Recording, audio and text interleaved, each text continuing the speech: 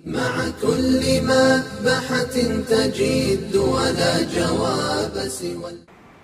Setelah kita sepakat, Pak, dalam titik yang paling penting tentang manhaj salaf ini, dan saya yakin sudah pernah disampaikan. Maaf ya, saya dapat air, Bapak nggak dapat ya. Maka kemudian kita harus jujur. Ketika kita sudah sepakat bahwasanya kita sepakat kembali pemahaman kita sebagaimana pemahaman Nabi supaya kita selamat, karena Rasulullah mengatakan bahwasanya wa taftariqu ummati ala salasin wa sab'ina firqatan kulluhum finnar illa wahidah. Qalu famal wahidatu ya Rasulullah? Qala ma'ana alaihi wa ashabi. Rasulullah pun menyampaikan sesungguhnya umatku terpecah menjadi 73. Maka sesungguhnya semuanya masuk ke dalam neraka kecuali satu. Para sahabat lalu bertanya, famal wahidatu? Siapa yang satu itu ya Rasulullah? Kemudian Rasulullah menjawab, ma ana alaihi wa ashabi. Yaitu adalah mereka yang mengikuti aku dan mengikuti para sahabatku. Jadi kita sepakat manhaj salaf atau manhaj sunnah adalah manhaj yang kita minta setiap kita sholat supaya pemahaman kita tidak nyimpang ke kanan, tidak nyerong ke kiri, tapi betul-betul berdasarkan kepada apa yang disampaikan oleh Rasulullah dan para sahabat. Sekarang permasalahannya adalah kalau kita sudah sepakat untuk mengikuti manhaj salaful ummah, maka kita harus sepakat pula mengikuti manhaj mereka itu tidak boleh separuh-separuh. Tetapi sesungguhnya kita harus pula mengikuti bagaimana akhlak mereka. Karena ada orang yang hanya mengambil manhaj tapi tidak mengambil akhlak yang dicontohkan oleh Rasulullah dan dicontohkan oleh para sahabat dan dicontohkan oleh para tabi'in.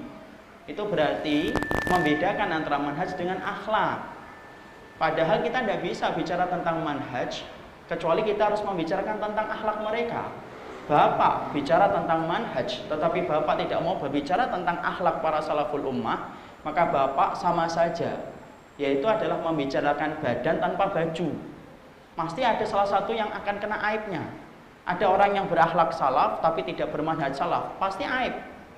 Sebagaimana orang yang mengaku bahwasanya dia bermanhaj salaf tapi tidak punya akhlak salaf, maka itu pun aib. Karena apa? Itu kesatuan yang tidak bisa dipisahkan.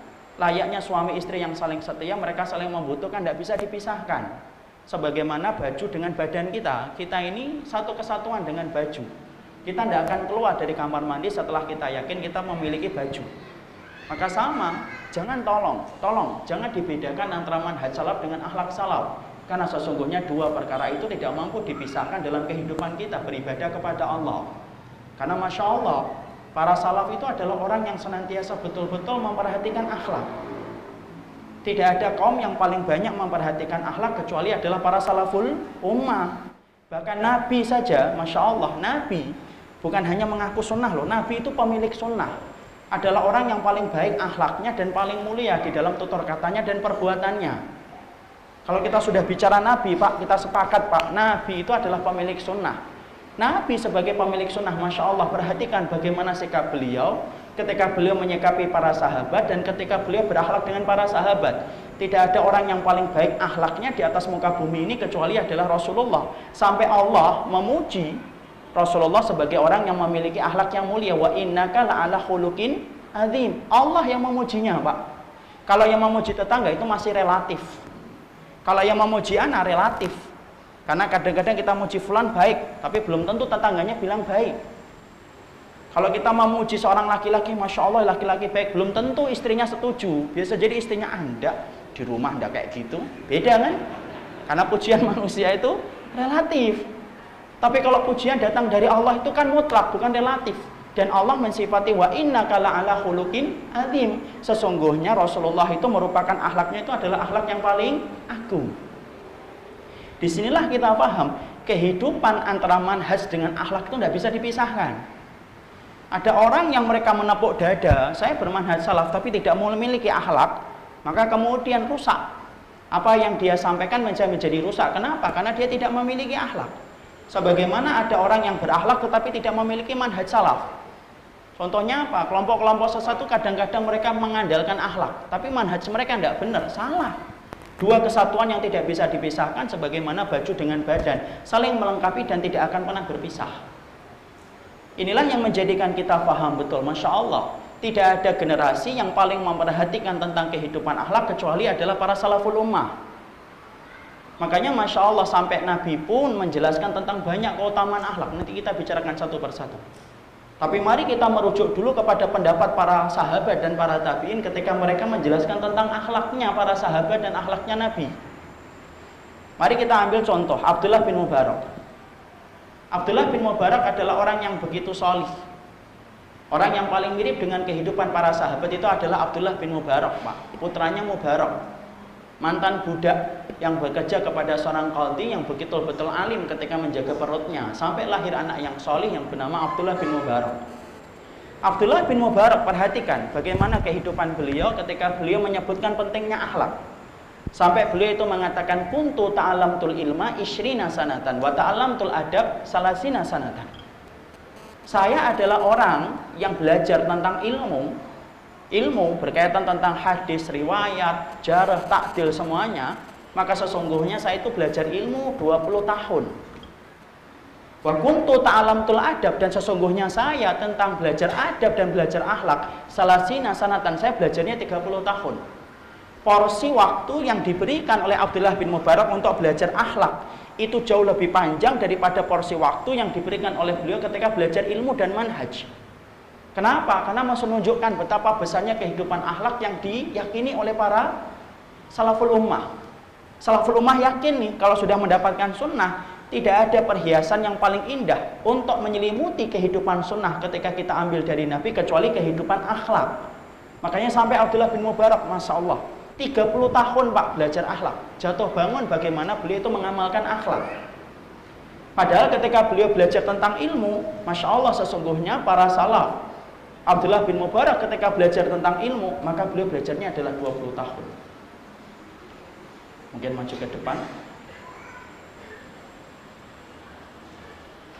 Ya. Disinilah kita ngerti betul, Masya Allah. Ya. Bagaimana kedudukan manhaj dan akhlak begitu besar dalam kehidupan para salaful ummah.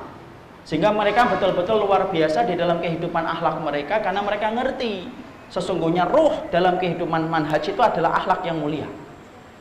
Makanya diulangi lagi oleh Ruwayyim rahimahullahu ta'ala. Ruwayyim rahimahullahu ta'ala pernah berkata kepada anaknya ketika anaknya itu sedang membaca kitab. Membaca kitab. Lalu kemudian dia berkata kepada anaknya yang sedang belajar untuk mengkaji setiap riwayat yang dia dapatkan, maka kemudian dia belajar. Maka kemudian Ruwayyim rahimahullahu ta'ala berkata kepada anaknya, ij'al ilmaka milhan waj'al adabaka daqiqan. Maka dia berkata kepada putranya, di mana putranya saat itu sedang belajar membaca kitab, mempelajari tentang riwayat. Nah, kalau kamu belajar, jadikanlah ilmu yang kamu peroleh dari kitab itu ibaratnya adalah garam. Dan jadikanlah akhlak yang kamu miliki setelah kamu belajar kitab, jadikanlah ilmu, amalmu, adabmu sebagaimana adonan tepung. Bahwa kalau ngerti adonan tepung, yang paling banyak adalah tepungnya, maka kemudian garamnya itu hanyalah ditaburi aja. Garamnya banyak atau sedikit? Sedikit. Apalagi kalau orang kena penyakit gula darah tinggi, tidak boleh banyak-banyak. Yang paling banyak apa? Adonan tepungnya. Masya Allah, Ruwayyim itu berkata mengibaratkan porsi antara adab dan porsi ilmu. Ilmu diibaratkan oleh Ruwayyim rahimahullahu ta'ala, diibaratkan dengan garam. Adapun adab dan akhlak yang menyertai kehidupan seseorang ketika dia menghambakan diri beribadah kepada Allah, dia jadikan bahwasanya adabnya itu sebagaimana adonan tepung. Ini menunjukkan betapa besarnya kehidupan akhlak dalam kehidupan para salaful ummah, sampai mereka berani menempatkan porsi akhlak sebagaimana tepung dan menempatkan porsi ilmu sebagaimana garam. Karena Masya Allah, inilah perkara yang paling cepat menaikkan karir seseorang di hadapan Allah ketika mereka senantiasa memiliki akhlak yang mulia, ketika mereka menjalani kehidupan sesuai dengan perintah akhlak yang ditetapkan oleh Allah dan Rasul. Makanya sampai Imam Syafi'i itu benci betul. Siapa yang dibenci oleh Imam Syafi'i? Yang dibenci oleh Imam Syafi'i bukan hanya orang yang memperturutkan nafsu. Sampai-sampai kemudian Imam Syafi'i saja sampai kemudian menjadikan orang yang berilmu kalau tidak punya akhlak dan tidak punya adab, diperintahkan Pak, saya dan antum diperintahkan untuk membencinya kalau kemudian orang yang berilmu itu tidak punya akhlak. Kalau kita tidak percaya, dengarkan apa yang dikatakan oleh beliau. Beliau mengatakan, man ahabba yaftahallahu lahu qalbahu ayunawirahu fa'alaihi bil khulwah wa tarkus sufaha wa qillatul aql wa bughdu ahlul ilmi alladzi laisa ma'ahum insafun wala adabun. Perhatikan ketika Imam Syafi'i berkata, man ahabba yaftahallahu lahu. Barang siapa orang yang hatinya itu ingin dibuka oleh Allah. Jadi kalau ana dan antum ingin dibuka hatinya oleh Allah, wa yunawwirahu, diberikan cahaya iman di dalam jiwa dan hati kita, maka lakukanlah berikut ini, kata Imam Syafi'i. 1, khulwah. Banyaklah kalian itu berdoa dengan Allah. Jangan berdoa dengan makhluk terus. Sesekali kita itu harus berdoa dengan Allah lebih banyak daripada berdoa dengan makhluk. Khulwah itu namanya. Wa tarkus sufaha, tinggalkan orang bodoh yang mematuruti nafsunya. Tinggalkan kalau memang kemudian mereka tidak bisa memberikan faedah dalam kehidupan kita. Wa qillatul aql, sedikit makan. Wa bughdu ahlul ilmi, dan kemudian bencilah orang yang berilmu. Bencilah orang yang berilmu. Alladzi laisa ma'hum insafun wala adabun, yang tidak punya akhlak dan tidak punya adab. Makanya Masya Allah, sampai orang yang berilmu saja disuruh benci. Padahal Imam Syafi'i mengatakan wa ahlul ilmi, bukan tolibul ilmi loh ya. Bapak harus bedakan antara ahlul ilmi dengan tolibul ilmi. Ahlul ilmi adalah orang-orang yang betul-betul dia itu mumpuni di dalam keilmuannya, hafal ribuan hadis, hafal dengan kemudian Al-Quran, hafal dengan seluruh kawaid yang ada di dalam fikih ataupun usul fikih. Itu ahlul ilmi. Tapi kalau kemudian ustadz menyampaikan kitab, kajian tafsir, itu bukan ahlul ilmi, itu thalibul ilmi. Kalau ahlul ilmi yang tingkat pencapaian ilmunya jauh lebih tinggi daripada masyarakat awam dan thalibul ilmi, ketika mereka tidak memiliki adab dan tidak memiliki akhlak, kemudian kita disuruh untuk membencinya, bayangkan bagaimana dengan orang yang rendah kualitasnya dibandingkan para ahlul ilmi. Ini menunjukkan kepada kita, Masya Allah, berarti kehidupan manhaj salaf itu tidak pernah terpisah dari akhlak. Makanya Pak, Masya Allah, kalau amalan Bapak dan amal saya biasa, tapi ketika kita memiliki akhlak yang baik, maka bisa jadi amal yang biasa itu menjadi amal yang luar biasa di hadapan Allah. Kapan? Ketika amal kita ditopang dengan akhlak yang mulia. Bukankah kita mengetahui ada seseorang yang masuk neraka disebabkan banyak sholatnya, banyak puasanya, tapi ternyata akhlaknya buruk kepada tetangganya, sampai dia menyakiti tetangganya. Dan Rasulullah ketika ditanya, ya Rasulullah, inna fulanah tudkaru min kasrati sholatiha wa siyamiha wa sadaqatiha wa tu'di jaruha, aina hiya ya Rasulullah? Qala finnar. Makanya Rasulullah sallallahu alaihi wasallam pernah ditanya, ya Rasulullah, bagaimana dengan seorang wanita yang kami temui banyak sholatnya, banyak puasanya, banyak sedekahnya, wa tu'di jaruha, kekurangannya satu ya Rasulullah, tu'di jaruha, dia menyakiti tetangganya dengan lisannya. Aina hiya ya Rasulullah, di mana tempatnya kelak di akhirat? Rasulullah itu mengatakan finnar, dia berada di dalam neraka. Ibadahnya tidak bisa menyelamatkan ketika dia itu buruk akhlaknya.